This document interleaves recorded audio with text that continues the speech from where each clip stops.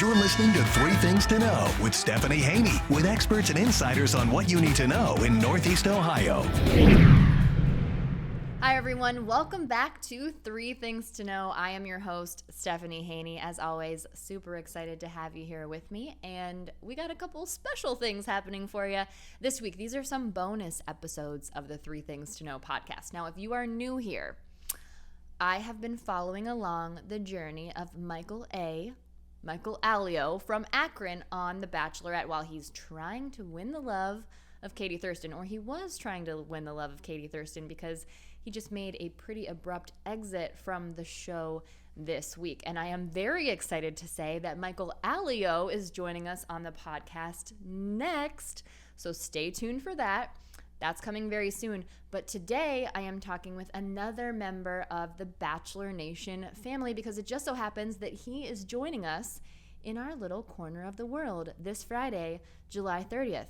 I am talking about Blake Horstmann. Now, he was on Becca Kufrin's season of The Bachelorette, also on Bachelor In Paradise. Things got a little shaky for him there. We're going to talk to him about that. But when we found out he was coming to Cleveland to DJ at the Barley house, by the way, on Friday, July 30th, we had to get him on here to grill him about Michael A's abrupt exit from the show and what he thinks about it as someone who has been there. Of course, we also want to talk to him about his time in the Bachelor universe and why he will not go back to Paradise. Again, not a great situation for him there when he was there. And of course, we also need to know what we need to know to see him when he comes to DJ here in Cleveland. So let's bring him in right now. We're talking to Blake Horstmann.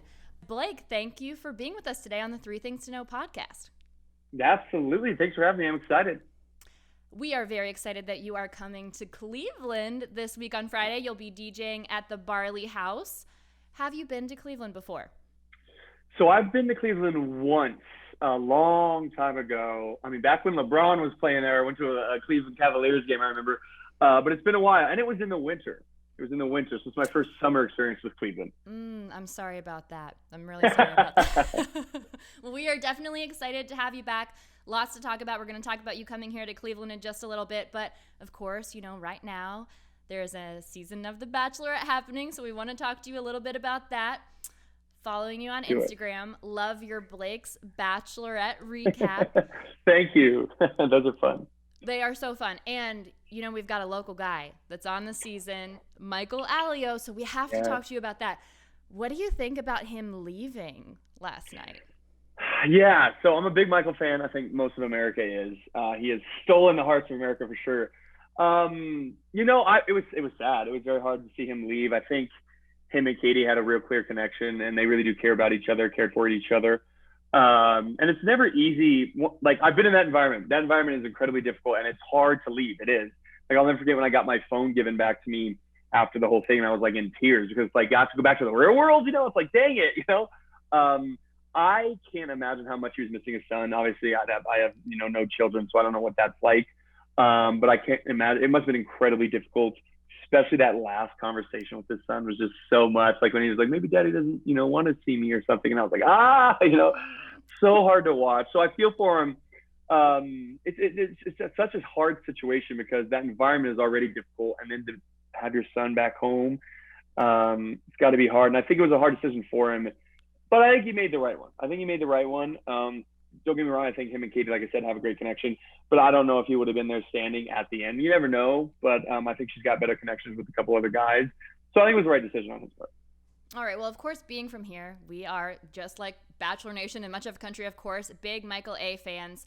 I've had the chance to meet him a couple times, casual friend, so big supporter there. But I think, and I should also say, we will talk with Michael Allio. We will get a chance to hear his thought process and his sides. That's coming up, so stay tuned for that. But I do think a lot of people are wondering about the timing, and you've been there, so let me ask, it was leading into hometowns. I mean, how much time were we looking at before he was going to be reunited with James? And again, no kids here either, so I can't really speak to that, but got to ask that question. Yeah, it is a good question because honestly, so this season's different. So I traveled during my season. So the time, it's actually kind of interesting. The time between the very beginning, first rose ceremony, the first night, and hometowns is quick. It's really like, for me anyway, and when you're traveling, maybe a month So like pretty quick. But then from hometowns to the finale, if you want to call that, like the proposal, it's like 4 to 6 weeks. So the last 4 episodes usually take a very long time. But that was when I was traveling. Like we went from LA to Denver to Thailand to the Maldives. So a lot of like a week of that is traveling, you know, thrown in there. Now they're not traveling this season. So I want to say from the time he left to the finale, maybe 10 days. So really not that long. And I do have the opinion of not only did Michael thought Katie was the one, or Katie thought Michael was the one, but if the producers thought they're going to end up together, this is going to happen, I think they would have found a way to get his son there. And even not necessarily to meet Katie, because I know he talked about like that would be hard to like meet, you know, but just to see his son, they would have made it happen. And unfortunately, the timing of it, where it was like, honestly, it's probably the next day where she just sent Andrew home and then Michael self-eliminates. Like, I think that might have been a little frustrating for her, because that could have been a spot that Andrew had taken, and they could have, you know, seen what kind of relationship, you know, what would have grown out of their relationship. So I think in that sense, some people are frustrated, but it's just so hard, like you said, to put yourself in his shoes, because we don't have children and stuff. So I can't imagine. People talk about how it's like your heart being outside of your chest when you're not with your, you know, your children. So it's got to be really hard for him. Right, for sure. And, you know, we will get his perspective. But one thing that you did mention, of course, having been through this yourself, when I was watching your recap last night, you had mentioned, you know, a lot of people are calling for him to be the next Bachelor. And you had an interesting comment. You said you hope that the show doesn't crush him. And I am dying to know, what do you mean by that? I just mean, and not only the show itself as in the producers in the show, but the audience. You know, sometimes this audience can pick, and they just pick you. They find the smallest faults and they'll run with it. He seems like such a sweet, genuine guy. I don't know him personally, but he comes off that way. Seems like he's got a good head on his shoulders, incredibly a fantastic father, it seems like. And I just hope he doesn't, if he is the Bachelor, which I just still do think he will be the Bachelor. That is something I think is going to happen. But I just hope that the show doesn't take, because I mean, I don't know a Bachelor who, everybody's super excited Bachelor, but usually when the Bachelor leaves, like, people don't really like him. That's been kind of been the theme. That's been the theme throughout, even Bachelorette sometimes.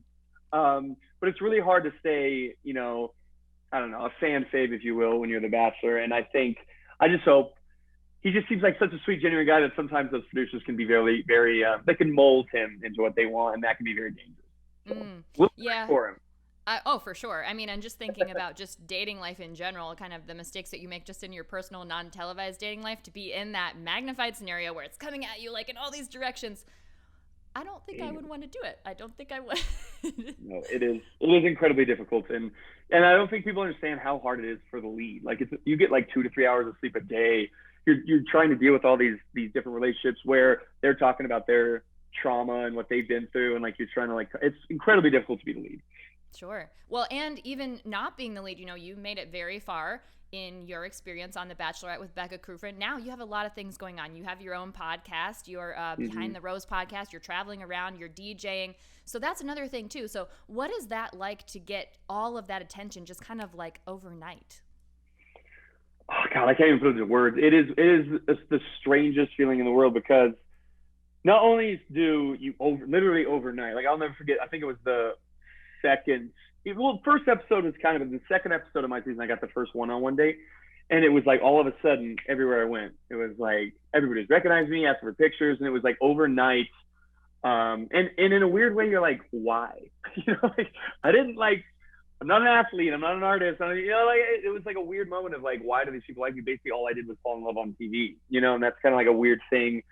So it's really hard to suddenly have life in the public eye where everybody does, you know, criticize you. Like, you're criticized for everything. And that is something that's really hard for a normal person, man or woman, to suddenly be criticized over every little thing, whether it be the looks or things you do or likes, you know. It's very hard. And unfortunately, the show's getting better at it, but unfortunately, there's not a lot of help once you're off the show, and you're kind of just thrown to the wolves with sink or swim. And so you kind of got to figure it out along the way. And like a lot of alumni, like I've helped a lot of people now that I've been through it all, the ups and downs, you know. I'm able to help a lot of people, but it is very difficult to suddenly be thrust in the public eye with no real warning and no real training. Oh yeah, too. And to that point of, you know, why are people so invested? It's that vulnerability. You know, people love to see people being human. And sometimes we don't get enough of that in our everyday lives, people with their guards up. So to see people do it on a national stage, I mean, it's really something to commend. That is very true. Yeah, it's a good way to put it, actually, yeah. Now, let's go back to the men tell all, though, for a little bit last night. Something else that you mentioned. You mentioned, it's tough when you're the lead to stay that sort of fan favorite scenario. But it did seem like the guys were very easy on Katie. Katie seems to have really kind of come up all roses on this season. Why do you think they were so easy on her? That is a very good question because I agree. I think not only were the guys easy on Katie, but I thought maybe Tayshia and Caitlin would have prodded her a little bit more even about why she let guys basically gang up on other guys and why she, would kick guys off if it was like Trey, James, and Aaron. I think whenever they would pick a guy to like go home, she'd listen to him, So I thought maybe a lot of people could have. I thought Thomas was going to go at her for sure, and even he didn't really I think he was the only one that had a real right to be maybe a little angry with the way she sent him home. But even he was, you're right. He was like very easy on her and very nice to her. Some of that I think is because I think Katie is a likable person. I like her as a Bachelorette. She's doing a great job, and I think she's a likable person. She's funny, genuine, easy to get along with. So in that sense, I don't blame him. But also, I think maybe, hot take here, but I think maybe so we have 2 episodes left, right? We have Hometowns and a 3-hour finale. I think it's going to be interesting to see the way Katie is going to come off. We hear different things. I've heard some people that might self-eliminate, blah, blah, blah, blah. I don't know the details really. But it's going to be interesting to see if maybe Katie comes off not as well as maybe she thought she would, and maybe the producers were protecting her a little bit in this tell-all. We'll see. I honestly have no idea. But we'll see if maybe they were protecting her a little bit, knowing what's about to come, the storm that's about to come. So that might be the reason. It'll be very interesting to see. There's definitely a couple hours of Bachelorette yet still to watch. Yes. Now, speaking of the guys on this season, though, I don't watch every season of The Bachelor and The Bachelorette, but I've watched many of them, particularly this one, of course, because we had our Akron guy in there. But it seems like the bromances were really on another level this season. Was it like that when you were there? Yes. So I think the reason, and it was kind of interesting because this happened on Tayshia and Claire's season too, I think it's because of the no travel thing. I think they're literally living on top of each other no matter what. They can't get away from each other. Where I think for us, when we travel, that would actually be off-camera time that we get to ourselves. So I think maybe that has something to do with it.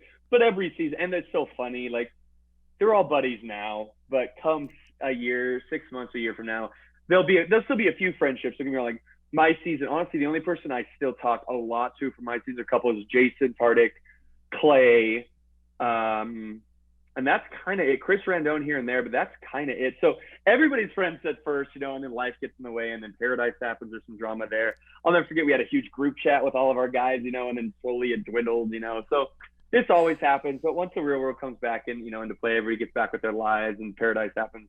Things get strained, relationships get strained. So it'll be interesting to see what happens with this group of guys too. I'm imagining that group chat right now. Everybody just gets a notification. Blake has left the chat. Yeah, exactly. That's slowly what it is. And then you have smaller group chats, yeah. So let's talk a little bit about your experience on The Bachelorette and Bachelor in Paradise. Now, you, again, down to the final right there with Becca Kufrin. Is there anything that you would have done differently on The Bachelorette? Oh, good question. Not really. It's hard. It's, just like anything else, it's hard to say what if. Now, I did for a very long time say what if. But part of getting over that experience, and that relationship was to not ask what if anymore, kind of, just accept the way it happened. I don't think there's anything that I would really change. I think in the moment that Garrett was who, she thought she'd spend her life with. And I've never been angry at her. I've never been bitter about that. She followed her heart, and there's one thing you can't blame anybody for, is following their heart. So I've never been one to hold a grudge against the lead. And I think it's ridiculous when some people hold grudges against the lead. It's like, come on now. It's a very hard situation for them. They follow their heart. There's no real bad decision, if you will, throughout that process. So. Mm-hmm. You did tell her, though, I remember you told her that you thought she was making a mistake with Garrett at the end of that season. Now, obviously, things did not work out between Becca and Garrett. I know you two have remained friendly. I know people have asked you in the past if there's any romance rekindling. So we got to get the update. This is July 2021. As of right now, is there any romance rekindling with Becca? No. We're just friends. We're really good friends. We've always had a pretty cool relationship where even the awkwardness of our relationship, we've always supported each other. We've always kind of been there for each other. And so, yeah, that's kind of where our relationship is right now. All right. It is always nice when you can stay friends with an ex. I will say personally, Yeah. don't do that a lot, but it's nice when it can happen. All right. Now let's talk a little bit about your time in Bachelor in Paradise. That's when things maybe got like a little bit tricky. Is there anything you would have changed about that experience? Like on the beach, I think that's the most frustrating part about that whole situation is on the beach, like there's nothing really I did wrong on the beach, and so I think that's where my frustration comes with the show and the way my narrative was, because they wanted to make me a villain so bad that they had to take things from the real world and make it and edit it to be much worse than it actually was. They had to make me seem so horrible, because when I was on that beach, I didn't really play into their narrative. Like when people were coming at me, I just was like rolled over. Like I didn't fight back. I didn't yell. I never raised my voice. Never lost my temper. So I think in a sense, when I was down there, the only thing I might change, but I'm glad it happened the way it happened. But like the only thing was I took Tayshia on that first date instead of Hannah G. But like looking back, like Hannah G and Dylan are perfect for each other. And like they're much, I don't think me and Hannah would have worked out. I think it's phenomenal. But their relationship is one of my favorite in Bachelor Nation. That might be literally the only thing that I would do different. But it all ended up, great at the end. And gosh, everybody is in a relationship except for me. So it's like I'm glad I was able to just be like the good luck Chuck of Bachelor Nation. I'm glad that worked out for everybody. So yeah. The good luck Chuck of Bachelor Nation. Oh, I love it. Well, and it sounds like you maybe had an opportunity to go back to Bachelor in Paradise, but that's something you just weren't really very, very excited on. What happened there? Honestly, it was more of, so there was conversations happening. We had conversations, some testing was done. And I didn't get the full on. It was probably about 3 days before. Actually, honestly, I don't know the timeline because it was kind of a weird with COVID this year. But it was like right before beginning of June, end of May, beginning of June, where I hadn't really heard. They were like, we'll let you know. We'll let you know. We're having some conversations, because it was one of those things where it was like, are you sure? Like even the producers were like, are you sure you want to come back? And I finally made a decision. I was at that point where I was like, I need to make a decision. Like, do I tell them I'm in if you ask me, or do I be like, I'm out? If they officially ask? And I just decided, I texted one of the executive producers. I was like, listen, man, I'm sorry. I know you're busy right now, but like, I'm taking another thing off your plate. I just can't do this. I'm in a good place in my life, professionally, personally, mentally. I'm just going to go ahead and pass, on Paradise this year. And he was like, no, thank you. It was a good conversation. He's like, thanks for letting me know. Because there was conversations being had, and that kind of thing. So at the end of the day, I just don't know if I could be myself. I had obviously a lot of trust issues in that environment with a lot of different people, even the producers themselves. So I just don't know if I could have been myself, and it's very hard in that environment if you have your guard up. Like you talked about being vulnerable in that environment. It's very hard when you've been through it and you've been more or less screwed over. It's very hard to open up and be yourself. So I just don't think I could have done that. Sure. Yeah, I can imagine that after you've been kind of burned once. Now, I'm curious about this testing. What was this, COVID testing? What kind of testing? What's this testing like to get? Oh gosh, there's so many tests. So no, not COVID. We didn't get down to the COVID testing, but like psych tests, blood tests. Oh, okay.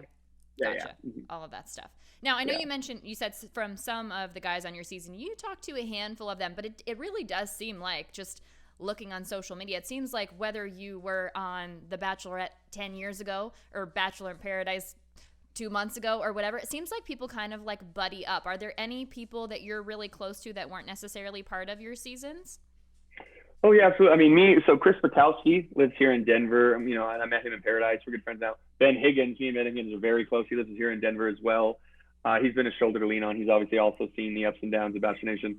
And then, as far as, honestly, like, you're right. It's so strange. You're part of this like weird family. It's a very ancestral, weird family, but you are part of it once you're on the show. And it seems like it's so cool because any city you go to, pretty much in America, major city anyway, you have a couch to crash on. And like, that's pretty cool. And anytime I go to a city, if I do a DJ set or whatever, I'll invite every Bachelor Nation person, that's in that city to come out, because it's like a weird family. And we relate. We've been through, that weird experience together.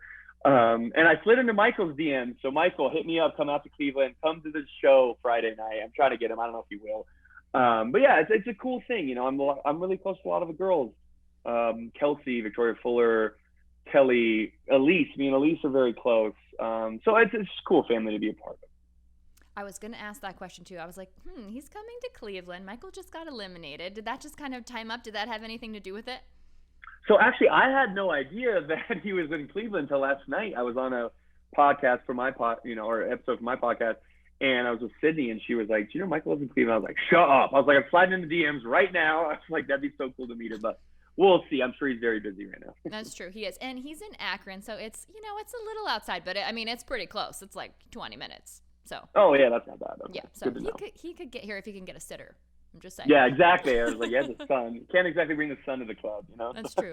That's true. I mean, I'm sure people have done it, but I don't think we're going to see Michael do that. Yeah, I don't think so. Okay, so you said the good luck Chuck of Bachelor Nation. You might not be with anybody in Bachelor Nation right now, but what about otherwise? Are you dating anyone right now?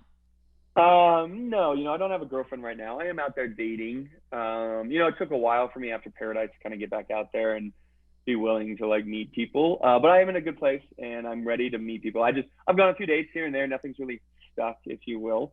But yeah, I've met a lot of, incredible women. It's not necessarily harder to date now. It's just very different. It's very, very different. It's easier to get dates, but it's harder to know the intentions and the motives behind a lot of those dates. So yeah, it's just different challenges, than dating before the show, but dating in general is difficult. So yeah, exactly. But I'm back out there and I am dating. That's true. I can imagine people, I don't know if you were on a dating app, but if you were, people would be like, are you Blake? Are you Blake Horstmann? Are you being catfished? Yeah, they find me in the Instagram. They DM me like, "Are you in?" I was in Scottsdale last week, and they're like, "Are you in Scottsdale?" Because I just found you on Bumble. One of those kinds of things. Yeah. You got to do that. You got to do that third-party checking. Yeah, exactly. Well, we are very excited to have you here in Cleveland this Friday. Tell us everything we need to know for people that want to come see you DJing. Yeah, come on down to Barley House Friday. I believe that's the 30th. Friday the 30th. It's gonna be a fun time. I'll go on probably about 11 or 12, somewhere around there. But it's going to get there early. It's going to be pretty wild. Like I said, I've never been to Cleveland post-show. So it's going to be a lot of fun. I'm really looking forward to it. I've heard a lot of good things, and I've gotten a lot of feedback about it. So I'm really looking forward to it. And Cleveland can party, from what I've heard. So I'm excited. That's true. They can definitely get down. And I am personally excited for you to experience a little summertime in Cleveland because the winters can be a little harsh. It can be a little harsh. Yeah. So I'm excited to explore the city a little bit, too. Yeah. So. All right. Well, we will see you here on Friday at Barley House, Blake. Thanks for making time to talk with us today. No, thank you so much, Stephanie. I'm really glad that we got the opportunity to talk to Blake about what he thought about Michael A's journey on The Bachelorette, because he's been there. He shared some insight and perspective that maybe I hadn't thought about, maybe a lot of us hadn't thought about. And it's always good to get sort of the perspective of someone who has been there and done that. That brings me actually to a really good quote that I love. There's this quote that says, and I don't know who said it, so I apologize for that, but stop asking for directions from people who haven't been where you're going. Kind of related to that. So good to talk to someone who has been there and seen what it's like, about what their views are about Michael A and how things were for him on this season. All right, well, Blake basically already gave us what we need to know in NEO this week, so we're just going to run down that again. So here's what you need to know to catch Blake DJing here in Cleveland this weekend on Friday, July 30th. He will be at the Barley House. That's in downtown Cleveland. That is on West 6th Street. And as he said, his set's going to be pretty late. He's talking like midnight, maybe like 12:30 in the morning. So come on down to downtown Cleveland. Get yourself some dinner, grab a drink somewhere else, see a couple spots. The flats are absolutely wonderful. It's a great place to grab a drink right along the waterfront. Right on the corner of where the Barley House is, there's a brand new restaurant too. It's called Aqua de Luca. So check that out maybe, and get yourself to the Barley House by around midnight so you can catch Blake DJing that set. And that brings me to a good follow for this week, and it's tied to Blake as well. Of course, he has his podcast. His podcast is called Behind the Rose Podcast, so it has its own Instagram account. You can follow that Instagram account. It is just Behind the Rose Podcast. Very simple. And his podcast is described as Bachelor Nation meets country music and everything in between. And Blake has a co-host. He co-hosts it with a lovely individual named Eric Bradley. The producer on that podcast is Eddie Haskell. And on that Instagram account, you will find clips from their podcast for sure, but also scheduled appearances for Blake. And he has a very busy DJ schedule coming up, so we are thankful that he's stopping here in Cleveland. Again, make sure you get out there to the Barley House on Friday and check him out.